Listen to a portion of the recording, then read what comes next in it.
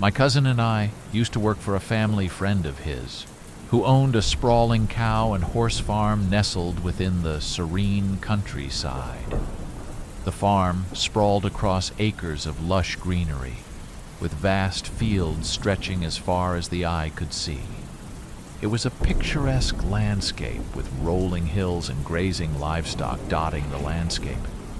We were both young at the time, barely into our teenage years, and our duties on the farm were relatively simple. Most days, our tasks involved mundane chores like painting the barn or checking up on the animals. Despite the simplicity of our work, we relished the opportunity to spend time outdoors and be a part of the farm's daily operations. One chilly evening, as the sun dipped below the horizon, casting long shadows across the fields, my cousin and I found ourselves working late. The temperature had plummeted, and a biting cold hung in the air. Concerned for the welfare of the horses, which lacked proper covers to shield them from the elements, we decided to bring them into the barn for the night. In addition to tending to the horses, we also had to check on a mama cow that had recently given birth to a newborn calf. The mother and calf were kept in a separate paddock, away from the rest of the herd, to ensure their safety and well-being. As we set about our tasks, navigating the darkened pathways between the fields, disaster struck. Without warning, the electricity suddenly cut out, plunging the farm into darkness. I felt a surge of panic coursing through me, my heart pounding in my chest as I struggled to make sense of the situation. My cousin, who happened to have the flashlight, illuminated our surroundings, casting eerie shadows that danced across the ground. With my phone dead and no other source of light, I found myself enveloped in a shroud of darkness, my senses heightened as I strained to see and hear anything out of the ordinary. Alone in the darkness, my mind began to race with fear-fueled thoughts. Images of horror movies and urban legends flashed through my mind, sending shivers down my spine.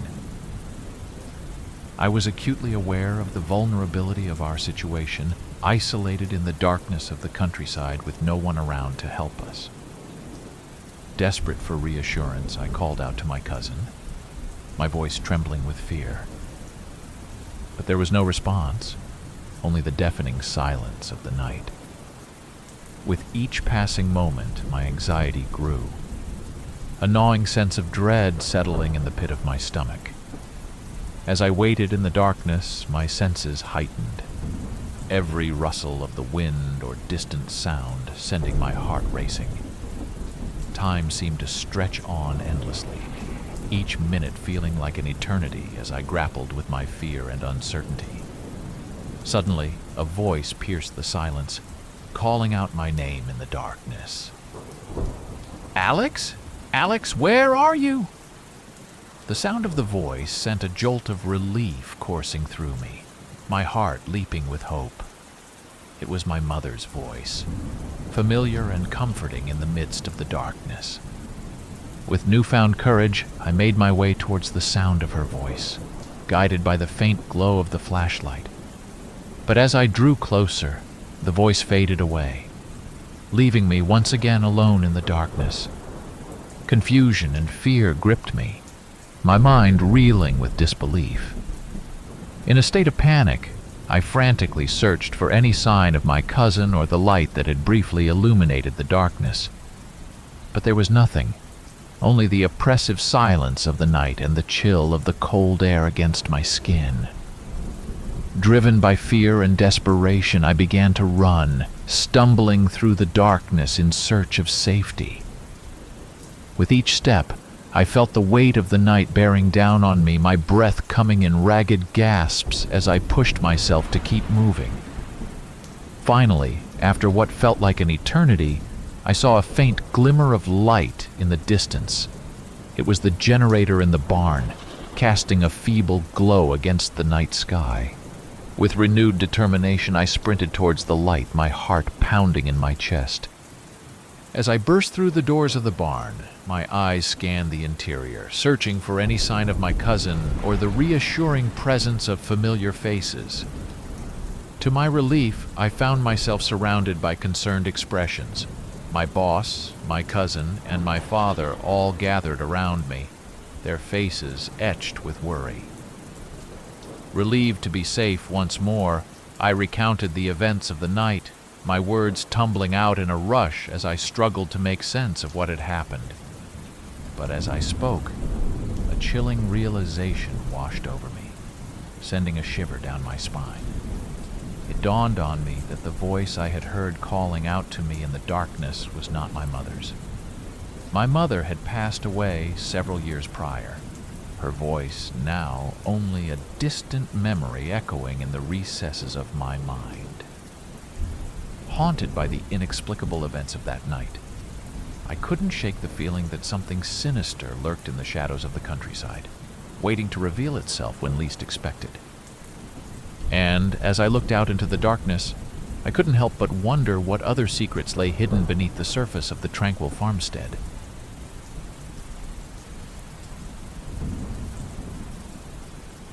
Many years ago, during my elementary school days, I found myself attending a lively gathering hosted by my grandmother's friends at a quaint community center nestled in the heart of our small town. The event was a vibrant celebration, filled with the warmth of familial bonds and the laughter of cherished friends. As children, my cousins and I eagerly explored every nook and cranny of the community center, our imaginations ignited by the promise of adventure. Amidst the bustling activity of the party, we stumbled upon a forgotten room tucked away in a quiet corner of the building. With its dimly lit interior and eerie ambience, the room sparked our curiosity, setting the stage for countless hours of make-believe games. In the dim glow of flickering candles, we concocted elaborate tales of haunted spirits and ghostly apparitions, transforming the forgotten room into a realm of mystery and intrigue. With each whispered tale and shared shiver, our imaginations soared, weaving a tapestry of fantastical adventures that captured our youthful spirits. One evening, as the party reached its peak and the adults regaled each other with stories of days gone by, I found myself drawn to the haunted room once more.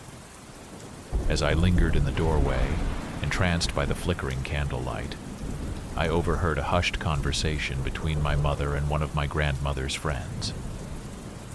Curious to learn more, I inched closer, straining to catch snippets of their conversation. To my surprise, they were discussing the very room in which I stood, sharing tales of its rumored supernatural past.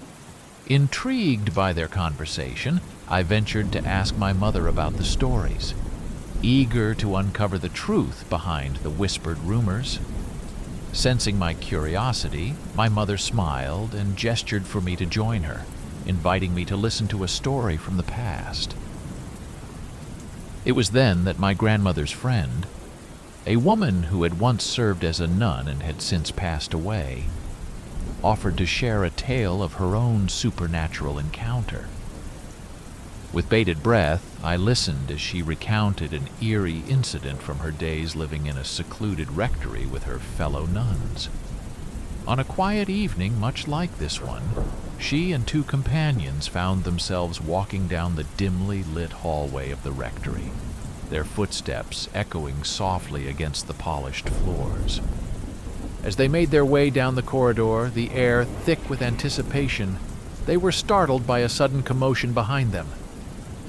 Turning to investigate, they were horrified to see one of the older nuns collapsing to the ground in a dead faint, her face drained of color and her breathing shallow.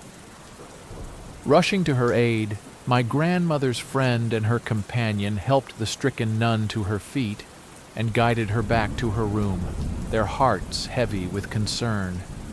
Once safely inside, they sought to unravel the mystery behind her sudden collapse, eager to provide whatever assistance they could. It was then that the elderly nun, her voice trembling with fear, revealed the cause of her distress. As they had walked down the hallway, she had caught sight of a ghostly figure gliding silently across the room. its ethereal form bathed in an otherworldly blue light. What made the encounter all the more chilling was the realization that they were the only ones present in the hallway at the time. There were no other witnesses to corroborate the elderly nun's account, leaving them grappling with the unsettling possibility of a supernatural presence in their midst.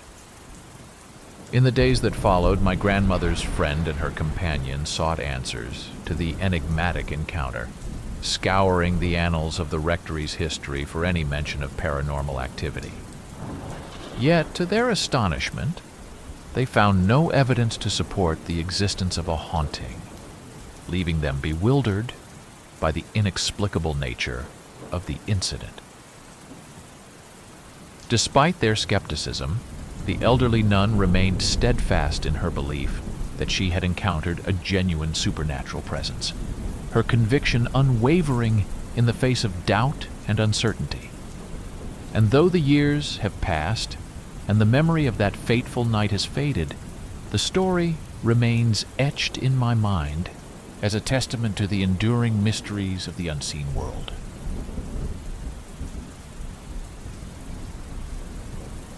During my tenure as a supervisor in a warehouse between 2016 and 2018, I encountered 3 eerie occurrences that left me questioning the boundaries of the known world. These incidents, while seemingly insignificant at first glance, took on a haunting quality as they were corroborated by others, adding an unsettling layer of validation to my experiences. It's crucial to understand the layout of the warehouse to grasp the significance of these events. The company I worked for occupied 2 units, positioned at opposite ends of the building, while another company owned the larger middle unit. This spatial arrangement created an environment ripe for the unexpected to unfold. The first incident occurred while I was navigating the narrow aisles of the warehouse, engaged in the mundane task of picking orders. In the midst of this routine activity, I began to hear a faint whistling sound echoing through the cavernous space. At first, I dismissed it as a playful prank by one of my colleagues, a harmless attempt to inject levity into the monotony of our workday. Yet as the days passed and the whistling persisted, its origin remained elusive. Despite my best efforts to pinpoint the source, the sound seemed to emanate from within the very fabric of the warehouse itself, defying logic and reason. It wasn't until a colleague from the adjacent unit confided in me that he, too, had experienced the eerie whistling when he was alone that the true scope of the phenomenon became apparent. His description of the whistle matched my own, confirming that we were not alone in our encounter with the inexplicable. The second incident, perhaps even more unsettling than the first, occurred when I heard my name being called by an unseen entity.